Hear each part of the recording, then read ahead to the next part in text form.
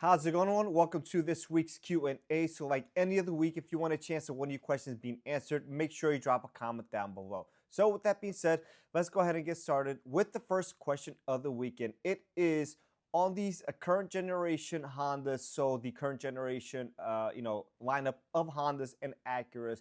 Is there a way to cancel or extend the automatic shutdown timer? So the shutdown timer is designed there to shut down the vehicle after an X amount of time. I think it's like 10 or 15 minutes after the vehicle just idling without you being in the vehicle. And the reason that is for obviously some EPA measures and stuff like that, emission control, things of that nature. So this will happen sometimes if you're just sitting there and you open a door and you close it and you let it run and the car eventually shuts off. So in a way to cancel this thing is all you have to do is if you do happen to leave the car, obviously you don't want to leave the vehicle unattended.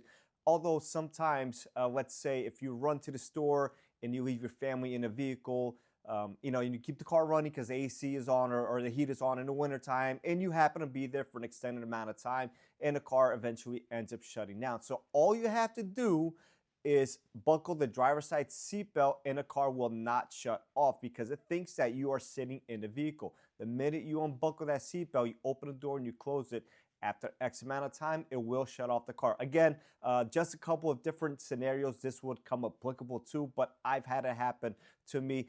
My cars don't have it, but sometimes I'll run out to the supermarket. The kids are sleeping in the car. The wife stays in the car with the kids.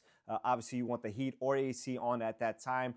And you want them to be comfortable. So you don't want to be there for an extended period of time and then the vehicle shuts off and they're left uncomfortable inside the vehicle. So again, if you happen to do this on, the newer current generation cars, so the Civic, CRV, Accords, stuff like that, buckle the driver's side seatbelt and the vehicle will no longer shut off. So hopefully I answers this question for you.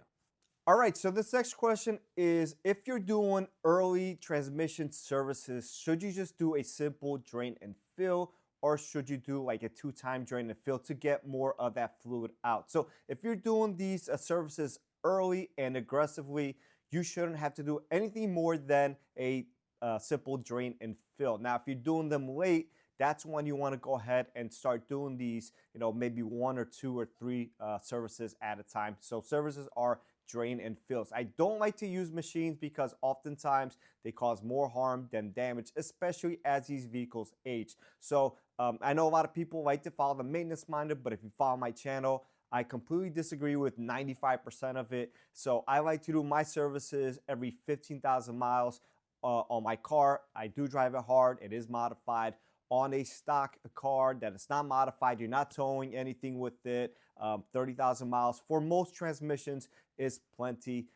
You don't need to be too aggressive, but if your car is modified, you're towing, keep that stuff in mind, and that's when you want to be a little bit more aggressive. But again, a simple drain and fill, every 15 to 30,000 miles should be plenty in most cases. So hopefully I answers this question for you. So the next question is, on these turbocharged engines, after driving a vehicle, is it necessary to let the car run and idle for a little bit after you have done driving just to help things cool off? And the simple answer is no. I know back in the days, this was a big time thing with turbo timers that after you drove the vehicle, you will let the car run for X amount of time and the vehicle would shut itself off after that set period. Now, with modern day cars, you do not need to do that. Although the only time I would do this is if you're, driving it really hard for an event or something like that, and you immediately come off the session.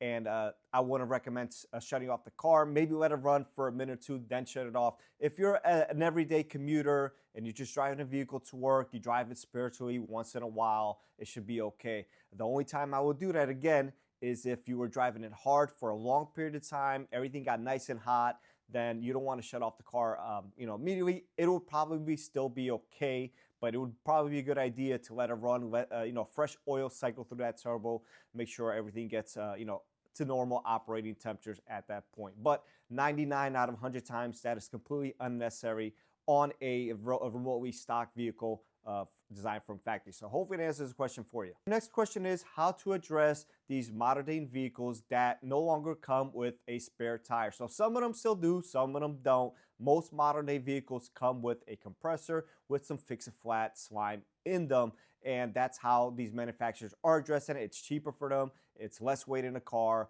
and it's just overall better in their eyes. For the consumer, we want a full spare tire, or at least a donut in the vehicle, especially if you're taking a long trip commute. So what some people have been doing in some of these vehicles, you can actually buy spare tire kits right from Honda or Acura. Some of them you cannot. So some vehicles have these the space in the tire well there for that donut.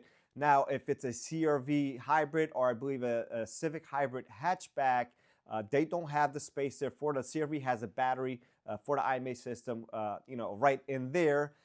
So that wouldn't be applicable. Now, if you have some other vehicles, it's possible that you could put a spare in there. Just simply remove that setup and get the setup from like an EX or an SI trim or something like that, where you could add the spare tire. I don't think the SI comes with it actually, but some other trims may. So you could add a spare tire, sometimes even off an older vehicle. Now, most Hondas have a 5x114 bolt pattern. Some of them have a 5x120. That is both bolt patterns. So just see what is your bolt pattern. Most vehicles are going to be 5x114, and most of the bigger stuff is going to be 5x120. And you could surely put a spare tire in there, get the jack, get the toolkit, and everything. There are aftermarket solutions, which I'll have in the description section down below as well. Most of them come again with the spare tire, so the donut wheel setup, a jack, a wrench, and things of that nature that you could also do. Additionally, some people also sometimes like to put a full spare in a vehicle, which is fine, but that's not going to fit in the spare tire well in the trunk. So that you will have to do. And also some of these that you can't add a spare just in the trunk or the back of the vehicle. So some of the ways to strap these down may be some sort of a ratchet strap. If there's anchors sometimes built into these vehicles, you can surely do that. If it's a full-size spare, chances are it's not going to be sliding around. Some of these donuts probably will be, but you could try to tuck away in a corner, maybe jam it in there with some other stuff that you have in the vehicle. So that's obviously not ideal, especially if you're going on a long trip. You need as much space as possible, but I'd rather compromise some space than have a flat tire somewhere on the highway and then it turns into a whole day event. At least if you have a spare in a toolkit and all that stuff, then you'll put the spare on and be on your way. So again, these companies are doing this to save money, to save weight, increase fuel economy and things of that nature. I don't like it. This is the way the industry is going. Just a couple of different ways you could address this. I know a couple of you have asked me about this. So some of these vehicles, you can add it right in the spare tire well. Some of them you can't. So really depends on your car. See what's best for you. Do some research. Get a wheel, a tire, a rim off of a older gen. Most times it'll fit. Just make sure that you test it specifically more on the front. Those have usually larger calipers, so if it's too small it won't fit there. Also, you kind of want it to have the same overall diameter as the rest of the tires on the vehicle. So if you have a 19-inch, you need something to accommodate for that. You don't want something that is for trim for a 17-inch. There's going to be a big difference there, and the car is just going to drive horribly on that spare. Regardless, they drive bad, but that only make matters worse. So depends really on your situation. I had a lot of people that want a full-size spare and a CR-V. Great, you have to put it in the trunk. There's no way about it.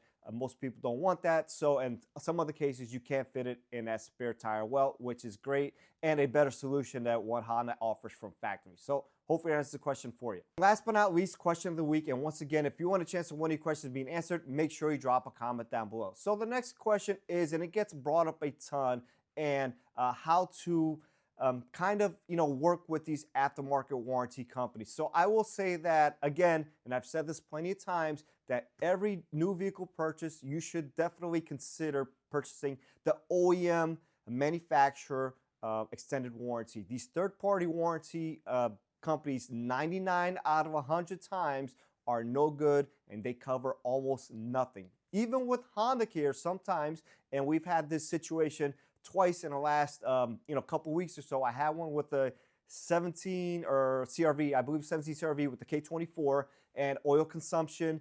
We didn't get any teardown from the customer because everyone assumed it was going to be covered. when we tried to put in the claim, because there was a vertical scratch, it was light, but I could just feel it with my fingernail on one of the cylinders. I believe it was cylinder number 4. Now it needs a block.